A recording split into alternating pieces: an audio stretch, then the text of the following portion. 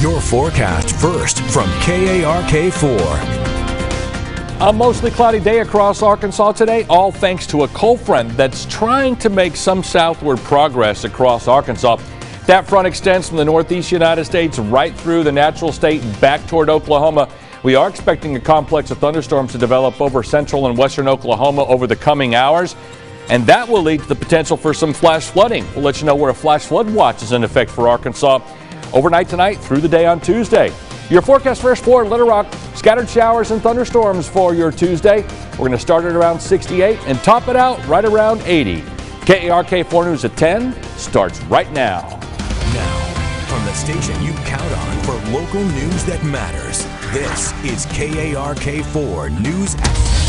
And we start tonight with some breaking news coming out of central Arkansas. Police in 2 cities investigating homicides at this hour. It's good to have you along at 10. I'm Bob Clausen. And I'm Ashley Katz. One in Hot Springs along Chapel Street in Hot Springs. Again, the other at the Eagles Nest apartment complex in southwest Little Rock. We'll go ahead and start in Little Rock. Our Rochelle Turner joining us now live from the scene tonight with the very latest. And Rochelle, what is the latest? Well, Bob and Ashley, good evening to you. Right now, what I can tell you is that a tow truck just pulled up at the apartment complex just moments ago. But right now, police are just trying to figure out exactly what happened and who shot a man at this apartment complex. In the past 4 hours, detectives and crime scene units have had parts of this complex blocked off. You can see that tow truck right there. But I spoke to many people today who told me when they heard those gunshots, there were children outside playing and people were getting ready to cook some barbecue. Now, this all unfolded around 6:17 this afternoon. After receiving the phone call, police found out there were multiple shots that were fired at the Eagles Nest apartment complex on Falcon Court. When officers arrived on scene, they found a victim, an adult male suffering from gunshot wounds. Mills performed CPR, but he did not make it. Now, during this investigation, police spoke to a witness and that they were able to locate what they believe is the suspect car. The car was stopped and multiple people were taken to the 12th Street station for questioning. I spoke to people who said when they saw this unfold, it was very unsettling. Take a listen. No, it's really scary though. I mean, I've been here for a little minute and, time being here, nothing's really happened. It's really quiet or whatever. And to know that this happened right here is really scary. I mean, who wants to sleep knowing that stuff like this happened? Could have been a lot worse, because I was thinking about, coming home, spend time with my family, take my daughter out to the park, and then I come home to see this, and so pretty frustrated about it. Now, many people at this complex told me that this isn't the first time something like this has happened. Right now, police do have people of interest that they are talking to. The suspect has not, the victim's name has not been identified, and right now there's no threat to the public. For now, reporting live in Little Rock, I'm Rochelle Turner, KARK4 News. Back to you. Thanks, Rochelle. Meanwhile, in Hot Springs, police are investigating a fatal shooting of their own at this hour. Police say this call came in around 6 tonight. A man suffering from a gunshot wound on Chapel Street. We've learned that man was later pronounced dead at the scene. He hasn't been identified yet, and police don't have any suspect information, but they are out talking to witnesses. We're working to learn more about both of these cases tonight. Be sure to stay with us here on the air and online at KARK.com for the very latest. In the small town of Hermitage, one family farm facing a huge loss. The Hamilton farm was growing 8 acres of pumpkins until someone stole them. Our HAYLEE Brooks joining us in the studio with the latest on this. And HAYLEE, we're not talking about the great pumpkin tonight, but rather the great pumpkin theft. How many were taken? That's right. About 2,000 pumpkins were stolen from the pumpkin patch overnight. They have a lot left, like this one, but a lot of them are rotten. This time of year, farmer Donald Hamilton would be expecting families to come pick out pumpkins for carving, but instead he has a field of pumpkinless vines. You look out through there, ain't nothing there.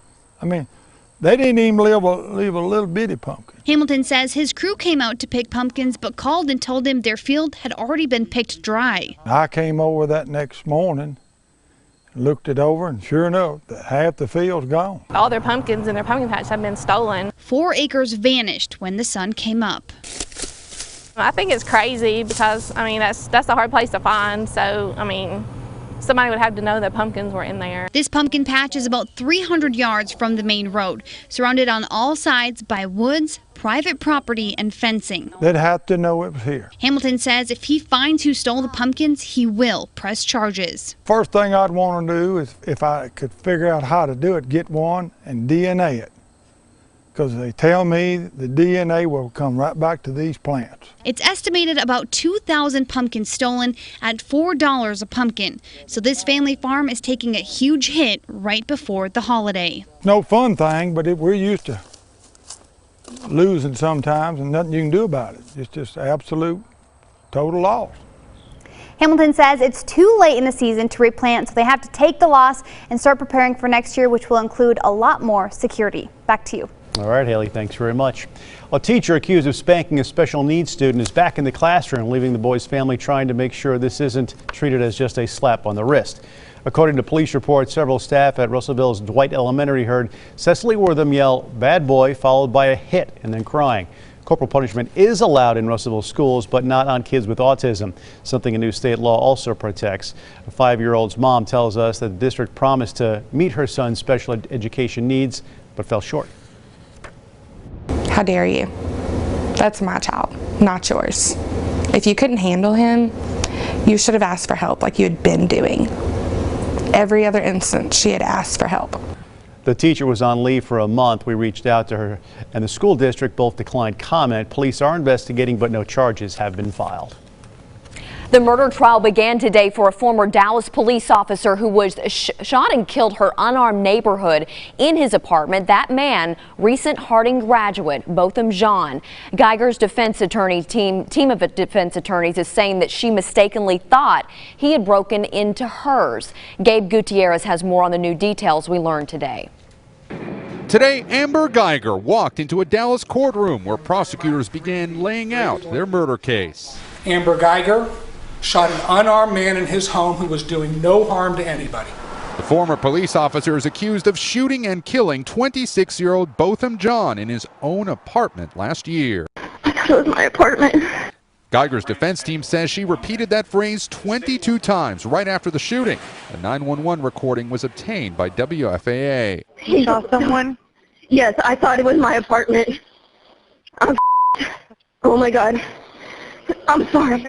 Geiger was off duty but still in uniform. She told police she walked to what she believed was her apartment. Turns out it was the wrong floor. Her defense team says she shot Botham because she thought he was an intruder and felt threatened. He must want to kill me because I caught him burglarizing my apartment. But prosecutors argue she overlooked many clues that it was the wrong apartment, including this bright red doormat. They also say she'd been texting her partner on the police force with whom she had an intimate relationship to meet up. Because I think it's very important for you folks to know that after a 13-and-a-half-hour shift, Amber Geiger did not have plans just to go home and crash or take it easy. Today, John's sister took the stand. I miss him every single day. Being in Dallas is hard, that he's not here. I miss him. If convicted, Amber Geiger faces up to life in prison. And jurors can also consider lesser charges of manslaughter and criminally negligent homicide. The city of Russellville is still betting on getting to help to pick a casino that comes to Polk County. City Council is moving forward with forming a gaming committee. This comes after a proposal to stop that was voted down. Critics say that the city is late to the game since the county already okayed the project proposed by the Cherokee Nations. Down in Jefferson County, construction on the Saracen Resort Casino is on schedule. Some of the buildings you'll see going up soon are police and fire station there. The Quapaw tribe tells us that was part of the deal. They agreed to build substations on the property as a way to ensure safety.